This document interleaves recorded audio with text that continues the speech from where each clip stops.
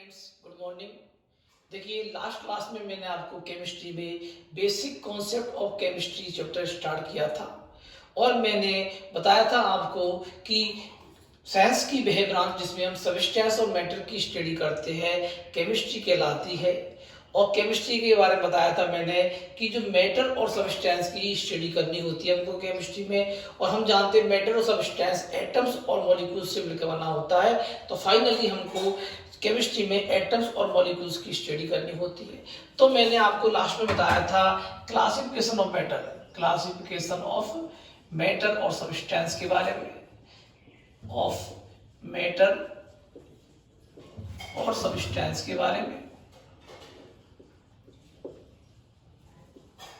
Clear. और मैंने इसमें बताया था आपको कि मैटर और सब्सटेंस का जो क्लासिफिकेशन है वो टू टाइप से किया जाता है, physical classification and chemical classification. ये है फिजिकल क्लासिफिकेशन, फिजिकल क्लासिफिकेशन, और सेकंड होता है B, chemical classification, chemical classification.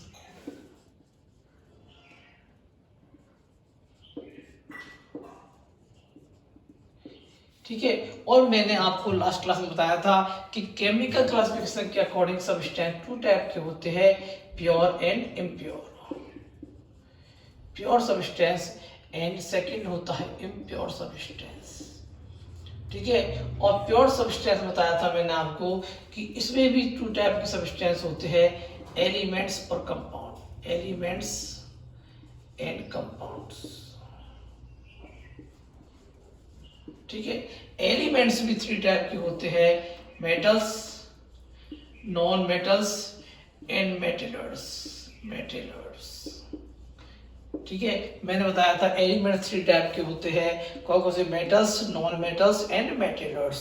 इसी तरह से बताया था मैंने कंपाउंड्स भी टू टाइप के होते हैं, ऑर्गेनिक कंपाउंड एंड सेकंड होता है इनऑर्गेनिक कंपाउंड, इनऑर्गेनिक कंपाउंड्स।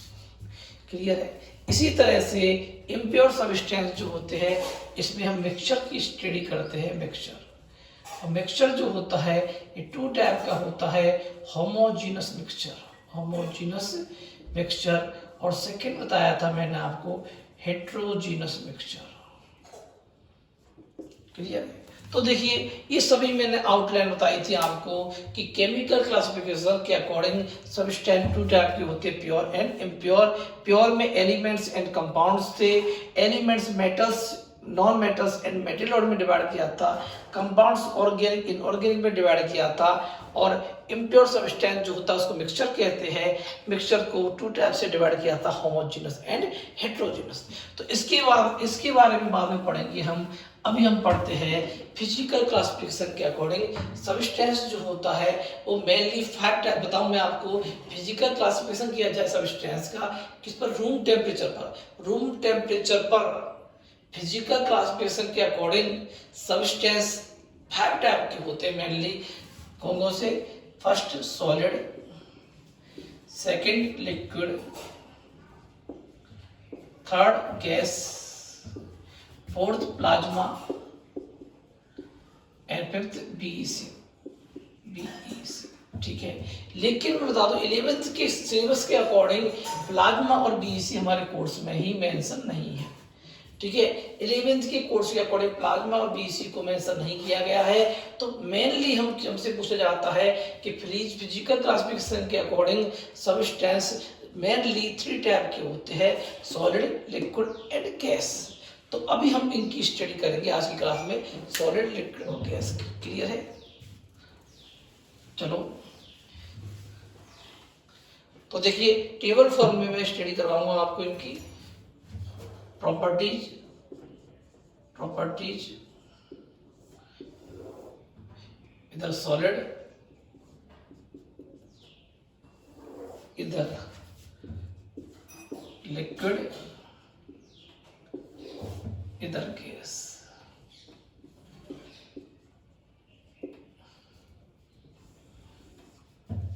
देखिए अब हम डिफरेंट डिफरेंट प्रॉपर्टी की फॉर्म में सॉलिड, लिक्विड और गैस में कंपैरिजन करते हैं। तो देखिए फर्स्ट जो है वो है पार्टिकल्स के बीच में डिस्टेंस। तो हम बोल सकते हैं फर्स्ट पॉइंट जो है वो डिस्टेंस बिटवीन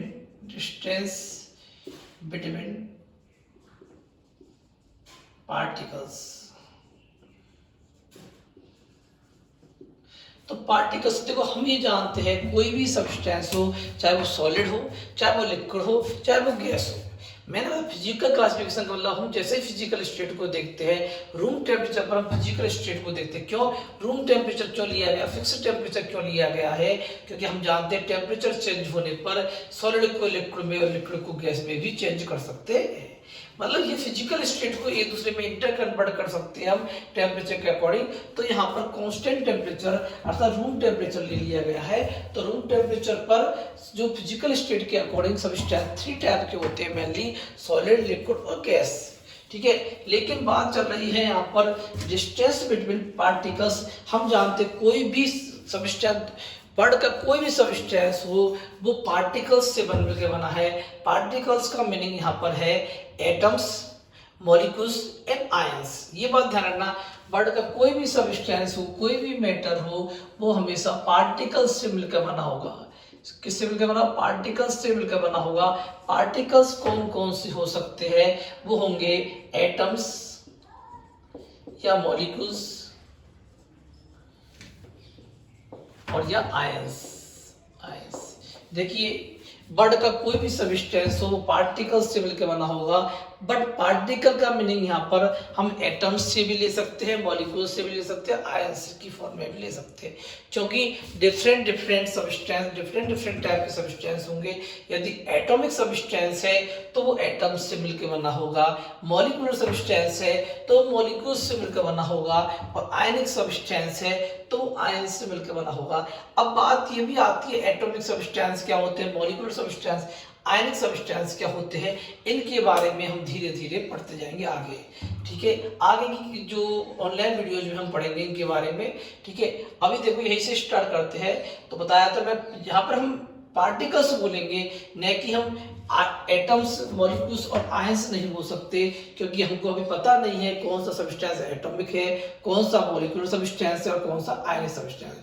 बस आपके माइंड में ये बात होनी चाहिए कि पार्टिकल्स का मीनिंग या तो एटम्स होगा या मॉलिक्यूल्स होगा या आयंस होगा। क्लियर है?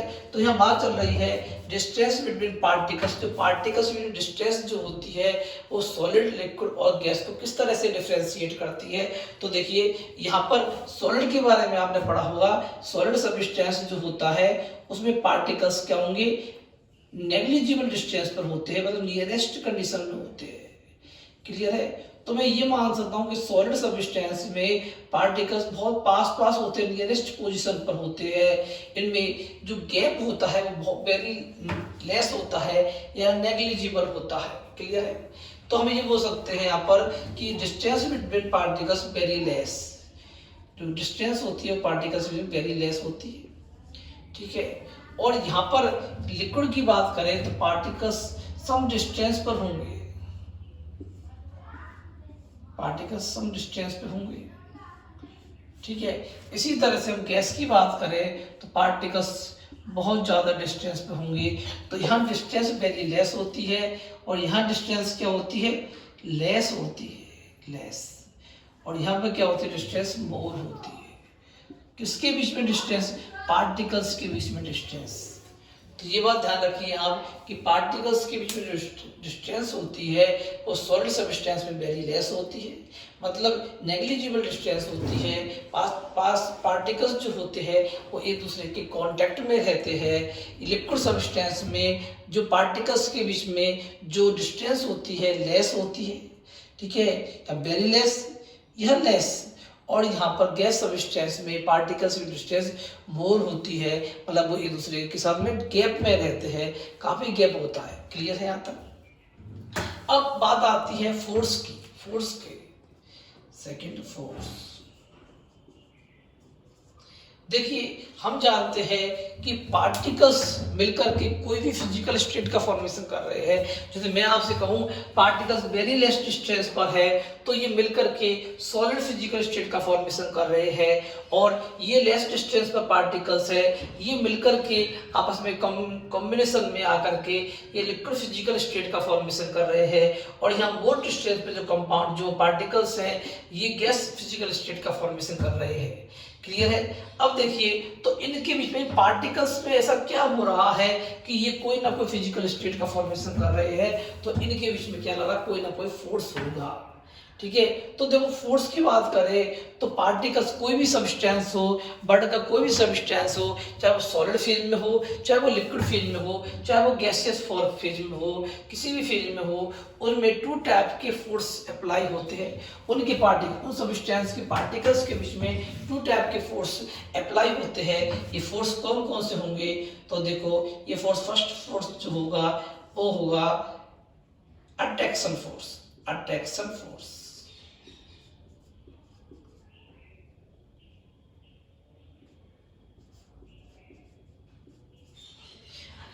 अट्रैक्शन फोर्स होता है। अट्रैक्शन फोर्स क्या होता है, पार्टिकल्स को नियरेस्ट लाने का ट्राई करता है।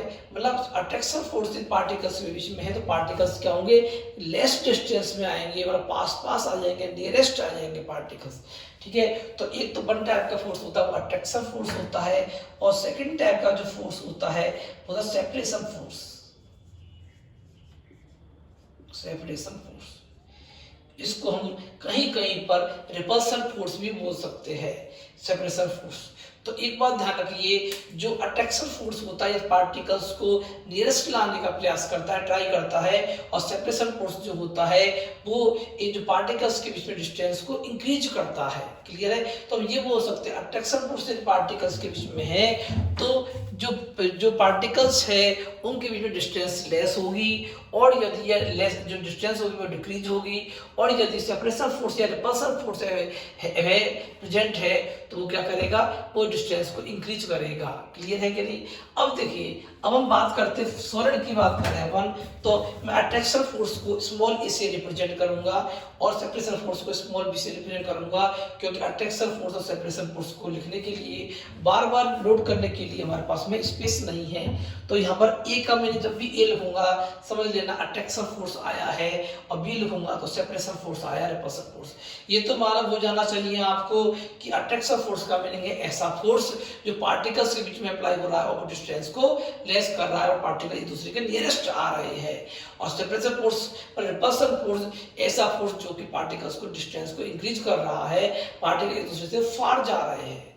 क्लियर है। अब देखिए सॉलिड सब्सटेंस में आप देखो पार्टिकल्स को देखिए तो इनमें डिस्टेंस क्या है, वेरी लेस है। तो डिस्टेंस वेरी लेस कब होगी, जब अट्रैक्शन फोर्स की जो वैल्यू है वो क्या होगी, मोर होगी स्मॉल बी से।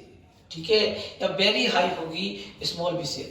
अट्रैक्शन फोर्स जो होता है वो वेरी हाई होता है, वेरी हाई होता है किसके कंपेयर में, सेपरेशन फोर्स के कंपेयर में। तो अट्रैक्शन फोर्स वेरी हाई होगा तो क्या होगा, पार्टिकल्स बिल्कुल पास पास आ जाएंगे, एक दूसरे के नियरेस्ट आ जाएंगे और सॉलिड फेज का फॉर्मेशन करेंगे। क्लियर है। इसी तरह से बात करें लिक्विड में डिस्टेंस लेस होती है तो इसमें भी अट्रैक्शन फोर्स क्या होता है, मोर होता है किसके कंपेयर में, सेपरेशन फोर्स के कंपेयर में। यहाँ पर क्या होगा, यहाँ पर अट्रैक्शन फोर्स हाई होगा, हाई होगा किसके कंपेयर में, ये सेपरेशन फोर्स के कंपेयर में। यहाँ अट्रैक्शन फोर्स वेरी हाई होता है सेपरेशन फोर्स के कंपेयर में, इसलिए डिस्टेंस वेरी लेस होती है। और यहाँ पर लिक्विड में अट्रैक्शन फोर्स हाई होता है सेपरेशन फोर्स के कंपेयर में, तो डिस्टेंस क्या होती है, लेस होती है लिक्विड में। लेकिन यहाँ बात करें गैस में तो यहाँ पर क्या होगा, डिस्टेंस हाई होगी, मोर डिस्टेंस होती है। तो क्या होता होगा बताओ, यहाँ पर जो सेपरेशन फोर्स होता है वो हाई होता है किसके कंपेयर में, separation force sorry attraction force के कंपेयर में। ये कौन सा फोर्स, सेपरेशन फोर्स, ये क्या होगा, हाई होगा। ठीक है, ठीक है। तो यहाँ पर क्या होगा, सेपरेशन फोर्स जो होता है वो हाई होता है अट्रैक्शन फोर्स के कंपेयर में, इसलिए गैस में पार्टिकल्स क्या होगा, ये लार्ज डिस्टेंस कवर करते हैं, लार्ज डिस्टेंस पर होते हैं। क्लियर है? तो ये आपको मालूम होना चाहिए। हम एक अगर कंपेरेटिवली स्टडी कर रहे हैं, सॉलिड लिक्विड गैस की कंपेरेटिवली स्टडी चल रही है, और यही इससे हमको आइडिया होगा कि वास्तव में जो पार्टिकल्स, जिन पार्टिकल्स से, पार्टिकल तो वही होंगे पर पार्टिकल से बनने वाली फिजिकल स्टेट डिफरेंट डिफरेंट क्यों है, तो इसकी कंपेरेटिव स्टडी से आपको इसका नॉलेज मिलेगा। तो टू टाइप के कंपैरिजन हो गया, वेदर स्ट्रेस बिटवीन पार्टिकल्स के अकॉर्डिंग, एक फोर्स के अकॉर्डिंग, ठीक है। इसके बाद आता है, इस पर हम करेंगे सेम, इसको ऊपर बढ़ा देता हूं।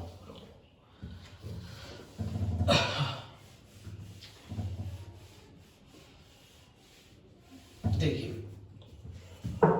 इससे नीचे को यहां ले रहा हूं, ऊपर ले रहा हूं।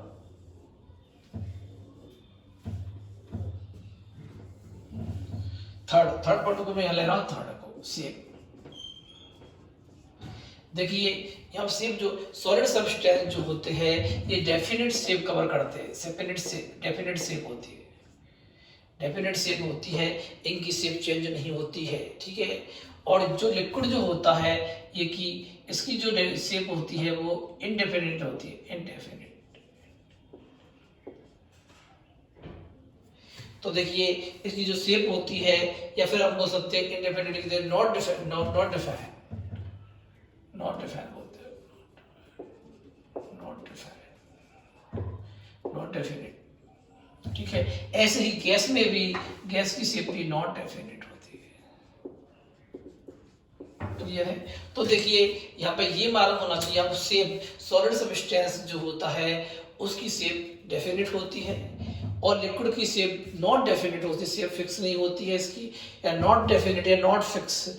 और इस गैस की जो डेफिनेट जो शेप होती है वो भी नॉट डेफिनेट होती है या नॉट फिक्स होती है, यहाँ भी नॉट फिक्स होती है, यहाँ पर फिक्स होती है, क्लियर है? ये आपको मालूम है क्यों, देखो बता देता हूँ मैं आपको। जैसे इसका एग्जाम्पल देखिए आप, इसका एग्जाम्पल मान लो बुढ़ है, या फिर मान लो शुगर है, या फिर मैं मान लो एक, चलो एग्जाम्पल ही देख लिए हम पहले। तो एग्जाम्पल्स, फोर्थ पॉइंट एग्जाम्पल्स में ले लेता हूँ, एग्जाम्पल बताओ से कौन कौन से एग्जाम्पल, इसके एग्जाम्पल है गुड़, आयरन, गोल्ड, शुगर, ये सभी क्या सॉलिड सब्सटेंस है, ठीक है। ऐसे ही गैस लिक्विड की बात करें तो लिक्विड में क्या, वाटर,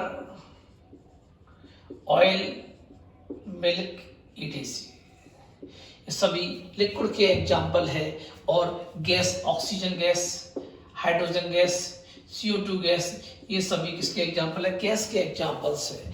अब आप ये देखिए गुड़ जो है या आयरन है, गोल्ड है, शुगर है, इनकी शेप फिक्स होगी कि जो भी फिक्स होती है। तो सॉलिड सब्सटेंस की जो शेप होती है वो फिक्स होगी, डेफिनेट होगी, इसका मीनिंग ये है। जबकि वाटर जो है, यदि वाटर को मैंने ग्लास में लिया है तो वाटर ग्लास का शेप एक्सेप्ट कर लेगा या गेन कर लेगा, और वाटर को यदि मैंने बाल्टी में लिया है तो बाल्टी का शेप क्या एक्सेप्ट कर लेता है, गेन कर लेता है। मतलब वाटर, ऑयल, मिल्क जो है ये, इनको जिस टाइप के कंटेनर में लेते हैं वो उसी टाइप के कंटेनर के शेप को गेन कर लेते हैं। मतलब इनका जो शेप होता है वो नॉट डेफिनेट होता है, नॉट फिक्स होता है, फिक्स नहीं होता है। और गैस को भी जिस कंटेनर में लेंगे उसी का शेप गेन कर लेते हैं। इसलिए ध्यान रखिएगा एक बात कि जो सॉलिड होते हैं इनका शेप फिक्स होता है, डेफिनेट होता है, लेकिन लिक्विड और गैस का जो शेप होता है फिक्स नहीं होता है, डेफिनेट नहीं होता है, क्लियर है? इसके बाद हम आगे बात करते हैं नेक्स्ट, फिफ्थ बात करें हम किसकी, वॉल्यूम की बात करें। ये डिफरेंस चल रहा है, यदि आपको क्वेश्चन आता है सॉलिड, लिक्विड और गैस में क्या डिफरेंस है तो भी ये लिख के आना है आपको। और यदि कोई इसमें से भी मैनुअल क्वेश्चन निकाल के पूछ ले तो यदि आपको कंपेरेटिवली डिफरेंस मालूम है तो आपको कोई दिक्कत नहीं आएगी क्वेश्चन करने में। वॉल्यूम देखो क्या होता है इसका, वॉल्यूम क्या होता है इसका, तो देखो ये डेफिनेट वॉल्यूम होता है, डेफिनेट वॉल्यूम होता है या फिक्स वॉल्यूम होता है सॉलिड का। क्यों? Length, width and depth, length, width और डेप्थ से फिक्स है कि नहीं। एक हमारा टेबल मेरे पास रखी हुई है या कोई भी मेरे पास रखा हुआ है, कोई भी सॉलिड शेप रखी हुई है मेरे पास में, तो इसका जो अब देखिए इसकी लेंथ, इसकी विड्थ, इसकी हाइट, ये सभी क्या है, इसकी कांस्टेंट है, डेफिनेट है। तो इसका वॉल्यूम क्या होगा, वॉल्यूम क्या होता है, length into width into height. तो इससे कैलकुलेट कर सकते हैं वॉल्यूम जो फिक्स रहता है। इसी तरह से यहाँ पर एक important question, very important question यहाँ पर है कि लिक्विड का जो वॉल्यूम जो है वो डेफिनेट रहता है। डेफिनेट मतलब फिक्स रहता है।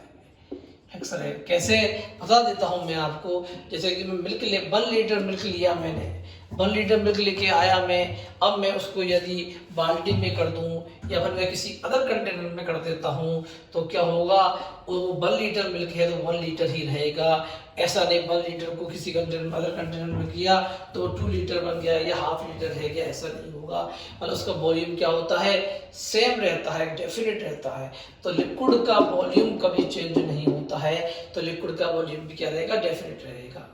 लेकिन जो ये जो होता है गैस, गैस का वॉल्यूम क्या होता है, नॉट डेफिनेट होता है। नॉट डेफिनेट, नॉट डेफिनेट होता है, मतलब नॉट फिक्स होता है। फिक्स नहीं होता क्योंकि जिस साइज के कंटेनर में इसको डालोगे उसके कंप्लीटली जो वॉल्यूम है उसको कवर कर लेते हैं। उसी के वॉल्यूम के अकॉर्डिंग जिस कंटेनर में यदि हम इनको मतलब ट्रांसफर करते हैं उस कंटेनर के वॉल्यूम को कंप्लीटली कवर कर लेंगे तो यहाँ वॉल्यूम क्या होता है, चेंज होता है। ठीक है, तो देखिए एक बात ध्यान रखिए, यहाँ पर शेप की बात करें तो सॉलिड का शेप फिक्स होगा और लिक्विड का भी, लिक्विड और गैस का जो शेप होता है वो फिक्स नहीं होता। क्लियर है, नॉट फिक्स। लेकिन वॉल्यूम की बात करें तो सॉलिड का भी फिक्स होता है और या डेफिनेट होता है, और लिक्विड का भी डेफिनेट या फिक्स होता है, लेकिन गैस का फिक्स नहीं होता। क्लियर है, तो ये इंपॉर्टेंट डिफरेंस है, ये याद रखना है। इसके बाद में लास्ट डिफरेंस और है,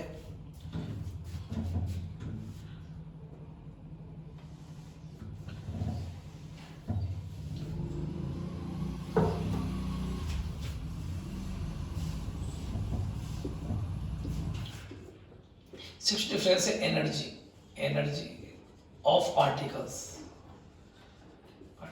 देखिए सॉलिड भी पार्टिकल से मिलकर बना है, लिक्विड भी पार्टिकल से मिलकर बना है, और गैस भी पार्टिकल से मिलकर बना है। मतलब वर्ल्ड का कोई भी सब्सटेंस हो वो डिफरेंट डिफरेंट पार्टिकल से मिलकर बना है, सॉलिड फॉर्म में हो या लिक्विड फॉर्म में हो या गैस फॉर्म में हो। ठीक है, तो बात आती है कि एनर्जी लेवल क्या होता है पार्टिकल्स का। तो देखिए सॉलिड सब्सटेंस जो होता है, इसमें सॉलिड सब्सटेंस पार्टिकल्स से मिलकर बना है, उसमें वेरी लेस एनर्जी होती है, very less energy, very less energy. ठीक है, तो सॉलिड सब्सटेंस के जो पार्टिकल्स होते हैं वो very less energy containing particles होते हैं। ठीक है, और यहाँ पर जो लिक्विड सब्सटेंस होते हैं उसके पार्टिकल्स जो होते हैं वो लेस एनर्जी कंटेनिंग पार्टिकल होते हैं, लेस एनर्जी कंटेनिंग पार्टिकल्स होते हैं। क्लियर है, कंपेरेटिवली स्टडी है ना, कंपेरेटिवली स्टडी है, या वेरी लेस एनर्जी होगी इनकी भी लेस एनर्जी होगी, और गैस के पार्टिकल्स जो होते हैं वो मोर एनर्जी कंटेनिंग पार्टिकल्स होते हैं। तो ये आप बता सकते हो कि यदि बात करें कि सॉलिड, लिक्विड और गैस 3 टाइप की फिजिकल स्टेट है, तो इनके पार्टिकल्स के बीच में जो एनर्जी है उसका ऑर्डर क्या रहेगा। तो सबसे हाईएस्ट एनर्जी जो होगी वो गैस के पार्टिकल्स में होगी, उससे लेस एनर्जी जो होगी वो लिक्विड के पार्टिकल्स में होगी, उससे लेस एनर्जी जो होगी वो सॉलिड के पार्टिकल्स में होगी। तो very less energy containing particles solid में होंगे, लेस एनर्जी कंटेनिंग पार्टिकल्स किसमें होंगे, लिक्विड में होंगे, और मोर एनर्जी कंटेनिंग पार्टिकल किसमें होंगे, गैस सब्सटेंस में होंगे। तो ये हो गया आपका डिफरेंस। ठीक है, इस वीडियो को वापस रिपीट कर सकते हो आप डिफरेंस देखने के लिए। तो ये हो गया आपका डिफरेंस। देखो एक बार वापस से मैं एक बार बता रहा हूँ। ठीक है, तो देखिए मैंने आपको बताया physical classification of solid, liquid and gas, या फिजिकल क्लासिफिकेशन ऑफ सब्सटेंस और मैटर। तो मैंने पहले तो ये बताया था आपको सब्सटेंस और मैटर क्या होता है। तो देखो पहले सब्सटेंस और मैटर जैसे ही आता है तो देखिए वुड है, आयरन है, गोल्ड है, शुगर है, वाटर है, oil, milk, oxygen, hydrogen, CO2 सभी सब्सटेंस है। लेकिन क्या है, ये फिजिकल स्टेट के अकॉर्डिंग ये would, iron, gold, sugar solid है। ठीक है, तो सॉलिड में रखा गया है इनको। वाटर, ऑयल, मिल्क ये लिक्विड है तो लिक्विड में रखा गया है। ऑक्सीजन, हाइड्रोजन, CO2 ये गैसेज है तो गैस में रखा गया है। ठीक है। तो पहले तो आपको ये मालूम होना चाहिए कि फिजिकल क्लासिफिकेशन के अकॉर्डिंग सब्सटेंस 3 टाइप के होते हैं, सब्सटेंस और मैटर। और मैटर के बारे में बताया था मैंने आपको, anything which occupy anything which occupy volume and having mass and feel by 5 senses is called क्या, इज कॉल्ड सब्सटेंस और मैटर। ठीक है। तो कुछ भी हो, वर्ड में कुछ भी सब्सटेंस हो, कुछ भी हो, एनीथिंग जो कि वॉल्यूम रखता है और मास रखता है और इसको 5 सेंसेस के द्वारा फील कर सके, वो क्या कहलाता है, मैटर कहलाएगा, सब्सटेंस कहलाएगा। और इसको फिजिकली क्लासिफिकेशन अगर 3 टाइप के होता है, सॉलिड, लिक्विड और गैस। फर्स्ट बताया था मैंने, डिस्टेंस बिटवीन पार्टिकल, कोई भी सब्सटेंस हो पार्टिकल से मिलकर बना है, चाहे वो एटम, पार्टिकल्स का मीनिंग एटम से मिलकर बना हो या मॉलिक्यूल्स से मिलकर बना हो या आयंस से मिलकर बना हो। ठीक है। तो देखो सब्सटेंस जो होता है वो सॉलिड, लिक्विड और गैस की कंपेरेटिवली स्टडी की गई है इनकी। तो डिस्टेंस बिटवीन पार्टिकल जो है वो वेरी लेस डिस्टेंस होगी सॉलिड में या लेस डिस्टेंस होगी, कुछ डिस्टेंस पे होंगे लिक्विड में, और गैस में मोर डिस्टेंस पर होते हैं। ठीक है। और फोर्स की बात में बताया था मैंने, 2 टाइप के फोर्स होते हैं। अट्रैक्शन फोर्स जो होते हैं पार्टिकल्स को पास लाने का, नियरेस्ट लाने का ट्राई करता है, और रिपल्सन फोर्स या सेपरेशन फोर्स जो होता है वो पार्टिकल्स को क्या होता है, डिस्टेंस इंक्रीज करने का कार्य करता है। ठीक है। तो यहाँ पे देखो क्या होगा कि सॉलिड सब्सटेंस में जो डिस्टेंस है वो वेरी लेस है। ठीक है। ये पार्टिकल्स में डिस्टेंस वेरी लेस है, तो अट्रैक्शन फोर्स वेरी हाई होता है रिपल्सन फोर्स से या सेपरेशन फोर्स से। और यहाँ पर डिस्टेंस लेस है तो क्या होगा, यहाँ भी अट्रैक्शन फोर्स हाई होगा रिपल्सन फोर्स या सेपरेशन फोर्स से। लेकिन यहाँ पर डिस्टेंस मोर है तो यहाँ सेपरेशन फोर्स हाई होगा, वेरी हाई या हाई होगा किससे, अट्रैक्शन फोर्स से। फिर मैंने बताया था आपको 2 डिफरेंस हो गए। थर्ड डिफरेंस है शेप जो होती है वो सॉलिड की फिक्स होती है, लेकिन लिक्विड और गैस की फिक्स नहीं होती है। ठीक है। एग्जाम्पल हो ही गए थे। वॉल्यूम की बात करें तो वॉल्यूम जो होता है वो सॉलिड के साथ साथ लिक्विड का भी फिक्स होता है, लेकिन गैस का फिक्स नहीं होता। ठीक है। और एनर्जी की बात करें तो एनर्जी जो होती है सबसे ज्यादा पार्टिकल डिस्टेंस पे कहाँ पर है बताओ, यहाँ पर है। सबसे मोर डिस्टेंस पर पार्टिकल गैस में होते हैं, तो पार्टिकल इधर उधर मूव करेंगे और इस साइड इधर उधर मूव करते हैं पार्टिकल्स। तो मूव क्यों करते हैं, क्योंकि उनमें एनर्जी लेवल हाई होता है। यदि एनर्जी लेवल हाई होता है तो पार्टिकल्स इधर उधर मूव करते हैं।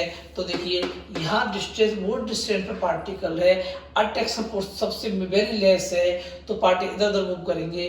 क्यों करेंगे कि एनर्जी लेवल क्या है, मोर है, मोर एनर्जी कंटेनिंग पार्टिकल होंगे। लेकिन यहाँ पर क्या होगा, अट्रैक्शन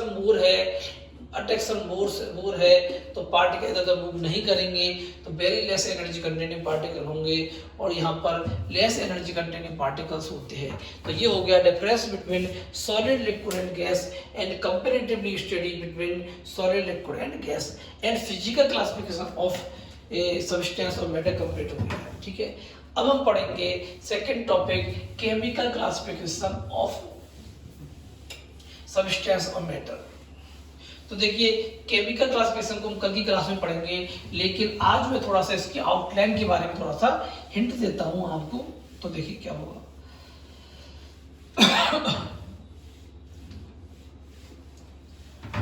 देखिए केमिकल क्लासिफिकेशन के अकॉर्डिंग सब्सटेंस जो होते हैं वो 2 टाइप के बताए थे मैंने आपको, pure substance and impure substance. Pure बताया था मैंने elements, metal, non metal and materials, और कंपाउंड होता है ऑर्गेनिक एंड इनऑर्गेनिक सब्सटेंस, मतलब ऑर्गेनिक एंड इनऑर्गेनिक कंपाउंड्स। फिर बताया मिक्सचर के बारे में बताया था, होमोजेनियस एंड हेटेरोजेनियस मिक्सचर। ठीक है। तो देखिए यहाँ पर मैं आपको पहले तो ये बताना चाहूंगा कि ऑर्गेनिक और इनऑर्गेनिक का क्या मीनिंग होता है। ठीक है। हालांकि कंपाउंड के बारे में पढ़ेंगे, लेकिन आज हम स्टार्टिंग करेंगे कल की क्लास से, इनको स्टार्टिंग करेंगे हम कल की क्लास से। पहले मैं थोड़ा बता देता हूँ आपको कि ऑर्गेनिक इनऑर्गेनिक का मीनिंग क्या होता है, उससे आपको कुछ हेल्प मिलेगी कंपाउंड को समझने में। ठीक है। तो ऑर्गेनिक इनऑर्गेनिक का मतलब क्या होता है, तो सुनिए, हाइड्रोकार्बन एंड इट्स डेरिवेटिव। देखो कंपाउंड की डेफिनेशन मुझे देनी है, कंपाउंड को मुझे एक्सप्लेन करना है, उससे पहले मैं कुछ ऐसी बातें बता रहा हूँ आपको जो कि आपने 9th 10th में पढ़ी होगी। हाइड्रोकार्बन, ऑर्गेनिक और इनऑर्गेनिक का मीनिंग क्या होता है। तो देखिए पहले तो आप ये ध्यान रखिए, ऑर्गेनिक और इनऑर्गेनिक, ऑर्गेनिक एंड इनऑर्गेनिक। तो देखिए ऑर्गेनिक का मीनिंग होता है हाइड्रोकार्बन, एंड इट्स डेरिवेटिव, ठीक है। और ये है पर ऐसे कंपाउंड्स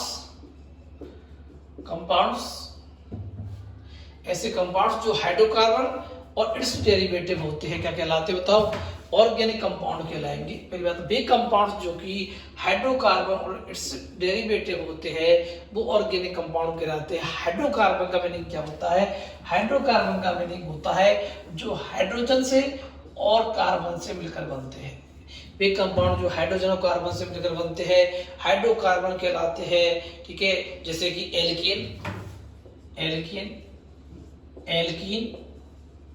एल्केन्स, ये सब आपने 9th 10th क्लास में पढ़ा होगा। एल्केन के बारे में आपने पढ़ा होगा कि ये CH2 CH3 CH3 ये जो है, ये देखो ये एल्केन है, कार्बन कार्बन सिंगल बॉन्ड है तो एल्केन है।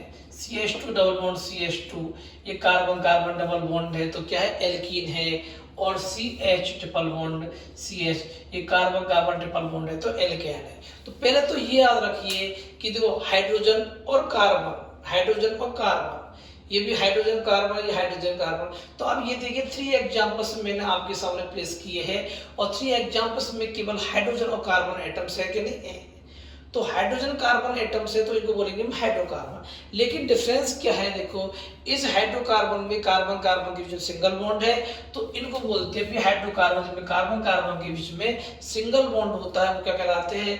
कार्बन का ऑल बॉन्ड्स जितने भी कार्बन है, कार्बन कार्बन के बीच में क्या सिंगल बॉन्ड है तो वो कहलाएगा एल्कीन्स, ठीक है। और यदि कार्बन कार्बन के बीच में डबल बॉन्ड प्रेजेंट है तो वो कहलाएगा एल्कीन। और कार्बन कार्बन बॉन्ड के बीच में ट्रिपल बॉन्ड है तो क्या बोलेंगे उसको? एल्केन। क्लियर है? तो एल्कीन एल्केन ये सभी हाइड्रोकार्बन है तो हाइड्रोकार्बन क्या होंगे? ऑर्गेनिक कंपाउंड होंगे। इट्स डेरिवेटिव का मीनिंग क्या होता है? डेरिवेटिव का मीनिंग ये होता है कि माना कि मैंने यहाँ से 1 हाइड्रोजन हटा दिया, 1 हाइड्रोजन को रिमूव कर रहा हूँ मैं यहाँ से CH3 तो 3 हाइड्रोजन की जगह 2 हाइड्रोजन लगा दिया है और मैं यहाँ लगा देता हूँ COOH, ये लगा दिया तो ये हाइड्रोकार्बन का डेरिवेटिव हो गया। क्या हो गया? हाइड्रोकार्बन का डेरिवेटिव। यदि मैं यहाँ पर COOH की प्लेस की जगह में NH2 लगा देता हूँ तो ये भी हाइड्रोकार्बन का डेरिवेटिव हो गया। क्लियर है? तो बात ये आती है, अभी थोड़ा सा बेसिक हिंट दे रहा हूँ मैं आपको, अभी ज्यादा डीपली नहीं जा रहे, ज्यादा डीपली भी हम इसमें जाएंगे ऑर्गेनिक केमिस्ट्री में। बस केवल आपको ये मालूम होना चाहिए कंपाउंड हम पढ़ेंगे कल की क्लास में, स्टार्टिंग कंपाउंड से ही करेंगे हम। पहले आपको ये बता दे रहा हूं मैं कि हाइड्रोकार्बन का मीनिंग होता है वे कंपाउंड जो कि हाइड्रोजन और कार्बन से बने होते हैं वो हाइड्रोकार्बन कहलाएंगे। और हाइड्रोकार्बन में यदि हम 1 हाइड्रोजन को रिप्लेस कर देते हैं किसी अदर ग्रुप से COOH से रिप्लेस किया हमने और यहाँ पर NH2 से रिप्लेस किया तो ये हाइड्रोकार्बन का डेरिवेटिव कहलाता है। क्लियर है? यदि मैं बात करूँ आपसे के सामने CH3 और CH3 और CH3, अब देखिए ये कार्बन कार्बन सिंगल बॉन्ड है, कार्बन कार्बन सिंगल बॉन्ड और कार्बन कार्बन सिंगल बॉन्ड, तो क्या होगा? एल्कीन आएगा, एल्कीन होगा ये। पर ये हाइड्रोजन कार्बन से बना है तो हाइड्रोकार्बन है कि नहीं? लेकिन यहाँ में 1 हाइड्रोजन को 3 हाइड्रोजन है, 1 हाइड्रोजन को रिप्लेस कर रहा हूँ और क्लोरीन लगा दिया मैंने। अब क्या है बताइए, क्लोरीन एटम क्या हाइड्रोकार्बन के अलावा है कि नहीं? हाइड्रोजन कार्बन के अलावा क्लोरीन एटम आ गया या ग्रुप आ गया तो ये क्या है? हाइड्रोकार्बन का डेरिवेटिव होगा। क्लियर है? तो हाइड्रोजन कार्बन से बने हुए कंपाउंड हाइड्रोकार्बन कहलाते हैं। और हाइड्रोकार्बन में हाइड्रोजन को यदि किसी ग्रुप के द्वारा रिप्लेस कर देते हैं हम तो इसको क्या बोलेंगे? हाइड्रोकार्बन का डेरिवेटिव कहते हैं। तो हाइड्रोकार्बन और उसकी डेरिवेटिव की जो स्टडी करते हैं अपन, ये हाइड्रोकार्बन और उसकी डेरिवेटिव वाले जो कंपाउंड्स होते हैं उनको ऑर्गेनिक कंपाउंड कहते हैं। जबकि हाइड्रोकार्बन और उनके डेरिवेटिव के अलावा जो भी कंपाउंड होते हैं, रिमेनिंग कंपाउंड जो होते हैं, रिमेनिंग कंपाउंड किसके कंपेयर में? रिमेनिंग कंपाउंड हाइड्रोकार्बन और हाइड्रोकार्बन के डेरिवेटिव के अलावा जो रिमेनिंग कंपाउंड होते हैं वो इनऑर्गेनिक कंपाउंड कहलाते हैं। वो कौन से होंगे? वो होंगे H2SO4, sulphuric acid, HCl, HNO3, NaOH। देखिए इनमें हाइड्रोकार्बन और हाइड्रोकार्बन हाइड्रोकार्बन के डेरिवेटिव है क्या, ये ना तो हाइड्रोकार्बन है और ना ही हाइड्रोकार्बन के डेरिवेटिव है, लेकिन ऑल आर कंपाउंड्स, तो ये क्या कहते हैं इनऑर्गेनिक कंपाउंड्स कहलाएंगे। हालांकि मैं कल स्टार्ट कराऊंगा कब, तो कल केमिकल क्लासिफिकेशन में हम कंपाउंड से ही इसकी स्टडी स्टार्ट करेंगे। पहले कंपाउंड की डेफिनेशन पढ़ेंगे, उसके बाद में हम ऑर्गेनिक इनऑर्गेनिक कंपाउंड के बारे में पढ़ेंगे। आज मैंने अभी आपको आउटलाइन दी है कि ऑर्गेनिक कंपाउंड क्या होते हैं, इनऑर्गेनिक कंपाउंड क्या होते हैं। आज के इतना ही काफी है। Thank you.